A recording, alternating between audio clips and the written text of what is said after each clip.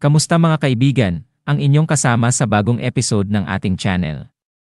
Ngayon, pag-uusapan natin ang isang mahalagang tanong, nakakabili ba ng bagong sapatos ang kita sa stocks o bonds? So, alin nga ba ang mas okay?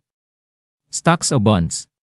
Para itong pagpili sa ulam sa karinderya, mahirap pala, no? Sabi ng stocks, high risk, high reward. Pero ang bonds, parang siya yung kadate mo sa prom na laging nakasuit. Safe. Pero minsan, nakakatulog ka sa gitna ng sayaw. Pero jokes aside, let's break it down. Stocks ay parang naglalakbay sa roller coaster. Mataas ang potential na kumita, pero kailangan mo rin tiisin ang ups and downs. Sa kabilang banda, bonds ay parang paborito mong kape, consistent. May fixed interest na makukuha mo, kahit na ang paligid ay magulo. So, anong mas pipiliin mo? Depende yan sa iyong financial goals at risk tolerance. Gusto mo bang maging adrenaline junkie o chill investor? Ikaw, ano ang gusto mo? Stocks o bonds?